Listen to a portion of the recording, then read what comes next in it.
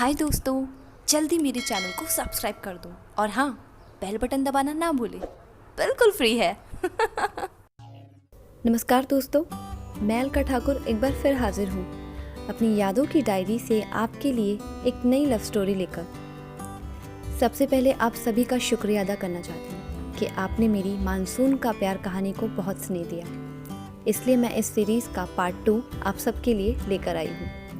Monsoon का प्यार part 2। Mumbai का मानसून, बारिश की बौछार, तूफानी हवा, जैसे मुंबई में कुछ महीनों के लिए प्यार वाला सीजन आता है। हलवाई की दुकान पे गर्मा गर्म तेल में उबलते हुए समोसे और गर्मा गर्म अदरक की चाय। अनामिका खिड़की के पास खड़ी बाहर बारिश की बूंदों में खेल रहे बच्चों को देख रही थी। उसके चेहरे पे एक स्माइल थी, पर मन उदास था। पीछे मुड़ती हुई डाइनिंग एरिया में खड़ी जब उसकी नज़र सामने वॉल पे जाती है, वहाँ फोटोज़ की गैलरी थी। हर एक तस्वीर अपनी अलग कहानी बता रही थी। अनामिका उन तस्वीरों को निहारने लगती है। एक तस्वीर पे नज़र गड़ाए अनामिका उसे एक तक देखे जा रही थी। ये 1 साल पहले की तस्वीर थी, जिसमें विशाल के साथ खड़ी अनामिका गंदी मिट्टी में सने कपड़े और दोनों के पैर जैसे कीचड़ में नहाए थे। उस तस्वीर को देख अनामिका खो जाती है। मान लो जैसे कल ही की बात है, जब विशाल हमारे यहाँ रहने आया था। अनामिका की दूर की चाची का रिश्तेदार था, जिसे एग्ज़ाम्स के लिए मुंबई आना था। पर ढंग का पीजी ना मिलने पर अनामिका की माँ उसे अपने यहाँ जगह दे देती है। अनामिका, बेटा खिड़कियाँ तो बंद कर दो ज़रा, बाहर बहुत तेज बारिश आ रही है। हाँ माँ, करती हूँ। अनामिका अपने गीले बालों को संभालती हुई बेडरूम से बाहर आ रही होती है और सभी खिड़कियाँ बंद करती है। गेट की तरफ बढ़ते ही कदम ठहरते हैं। एक लड़का खड़ा था, बारिश में भीगा हुआ, सिर पे बुक्स को छाता बनाए, अदबदी से कपड़े पहने हुए, माथे पे थोड़ियाँ, जैसे उसे एक एड्रेस कंफर्म करना था। 201 रितु आंटी यहीं रहती है क्या? अनामिका उसे देख हाँ बोलती है। इतने में अनामिका की माँ वहाँ आ जाती है। बेटा तुम कौन? आंटी जी प्रणाम, हम बनारस से आए हैं विशाल। आपकी बात हुई ना चाची से हमारी? बड़ा ही अलग और निराला अंदाज था विशाल का, हर बात पे मजाक। खैर, आंटी ने उसे पहचाना, अपने घर में जगह दी। अनामिका उसे घूरती ही मन बोली, गांव का गवार, और अपने कमरे में जाने लगती है। अनामिका को डायरी पढ़ने की बड़ी ही आदत थी। एक्चुअली उसे डायरी पढ़ना बहुत ज़्यादा पसंद था। शाम की बारिश में गर्मा गर्म चाय पकौड़े का आनंद लेता विशाल अनामिका से हाय बोलता है। मैं विशाल, तुम यहाँ रेंट पे रहती हो? अनामिका उसे चिढ़ते हुए बताती है कि वो जिस घर में खड़ा है वो उसका है। विशाल उसकी बात को हंसता हुआ नज़रअंदाज करता है। और आंटी जी, अंकल जी को बनारस भेजिए कभी। अरे काशी विश्वनाथ बाबा के दर्शन करवाएंगे।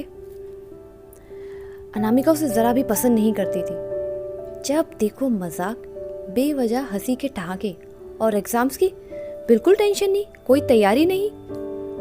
अगली दोपहर दोनों को सीएसटी स्टेशन के लिए निकलना था। अच्छा माँ, मैं जाती हूँ, लाइब्रेरी शाम तक आ जाऊंगी। हाँ छाता ले जाओ, बारिश बहुत है बाहर। कि तभी विशाल भी अनामिका के साथ आने लगता है। तुम कहाँ आ रहे हो मेरे साथ? अरे हमें भी जाना है सीएसटी स्टेशन, आधा किराया दूंगा, डोंट वरी मैडम। अनामिका उसे चिढ़ते हुए आगे बढ़ती है और दोनों टैक्सी ले बैठ जाते हैं। विशाल को बारिश में भीगना बहुत पसंद था। कार के शीशे से बाहर हाथ निकाले, हाथ में बूंदों को ले अनामिका के मुंह पे छिड़कता है और वो उस पर गुस्से से बरस पड़ती है। पर विशाल उसे भी मजाक में लिए हंसता है। दोनों लाइब्रेरी पहुंचते हैं। अनामिका अपनी डायरी को ले एक कोना पकड़ लेती है और वहीं बैठ जाती है। पर विशाल लाइब्रेरी के बाहर बारिश में भीग रहा होता है। बच्चों के साथ मस्ती कर रहा होता है, बच्चों को नाव बना के देता है और उनके साथ खेल रहा होता है। एक तक बाहर झांकती हुई अनामिका उसे ठहर कर देखने लगती है। अब लाइब्रेरी में बात करना तो मना होता है। विशाल उसे अजीब तरह की शक्लें बना के चिढ़ाता, हंसाने की कोशिश करता रहता। अचानक अनामिका को हंसी आ जाती है। तुम पागल हो एकदम। अरे मैडम, जिंदगी एक बार मिलती है, उसे चाय के गर्म प्याले की तरह संभालते हुए एक एक सिप फूंक फूंक कर पीना चाहिए। ऐसे ही जिंदगी का हिसाब है। दोनों वहाँ से घर के लिए निकलते हैं और टैक्सी ना मिलने पर विशाल उसका हाथ पकड़े उसे बारिश में भिगा देता है और पानी भरे गड्ढों में कूदता हुआ कीचड़ अनामिका पर उछाल देता है। अनामिका भी उसके साथ बच्चों की तरह मस्ती करने लगती है।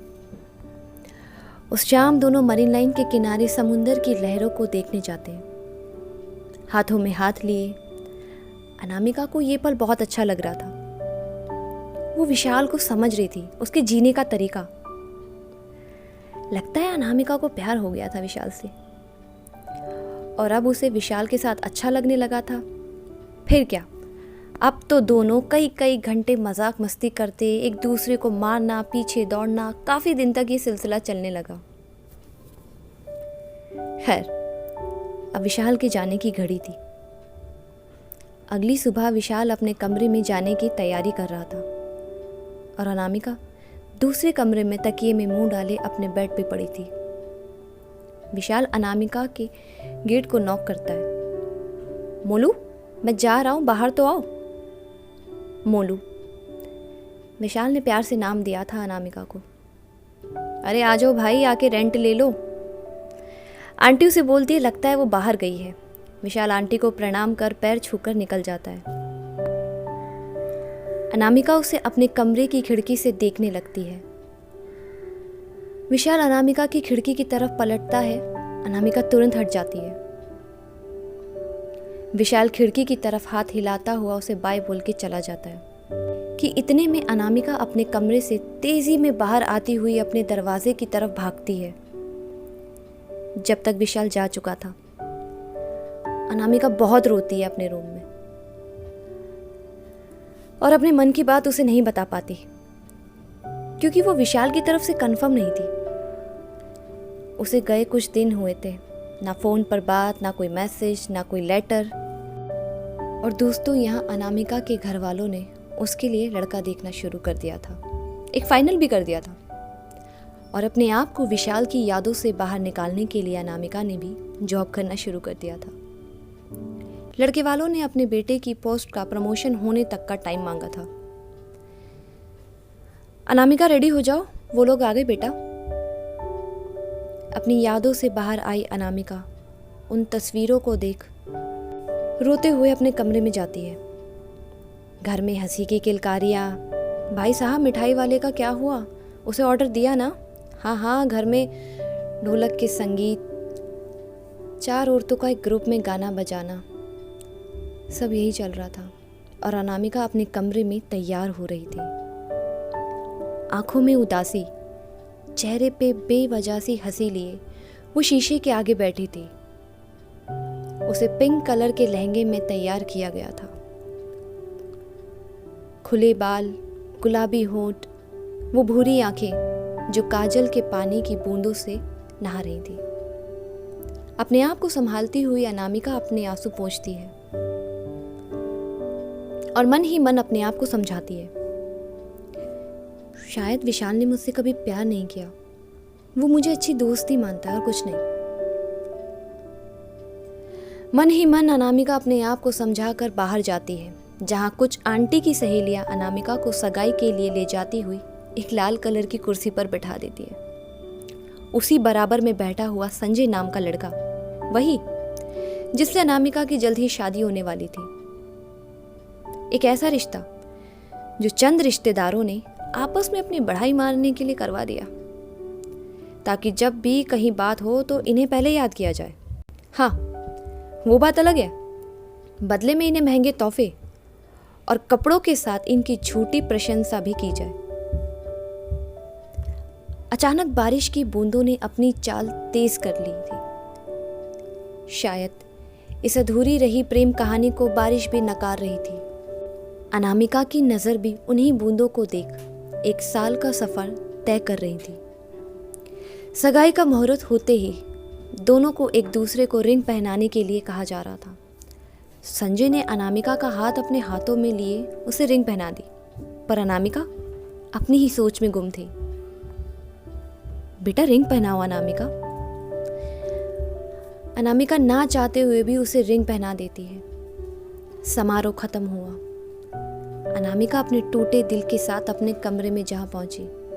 अनामिका की माँ घर संभालते हुए, बेटा अनामिका खिड़की बंद करो, बारिश बहुत तेज हो रही है। अनामिका अपने कमरे को संभालते हुए बाहर आती है और धीरे धीरे एक एक करके सारी खिड़कियां बंद करती जा रही है। वो गेट पे आके ठहरती है।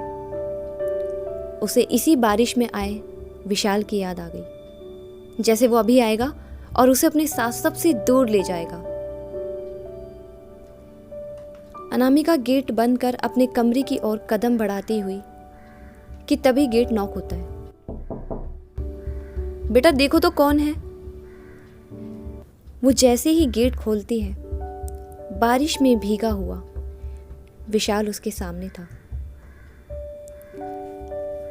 तो दोस्तों कैसी लगी आपको मेरी लिखी हुई कहानी मानसून का प्यार पार्ट 2? प्लीज़ कमेंट करके बताइएगा और इस कहानी को भी मानसून का प्यार पार्ट 1 की तरह प्यार दीजिएगा। और अगर आप पहली बार मेरे चैनल पर आए हैं तो सब्सक्राइब करना ना भूलिए। Thank you so much.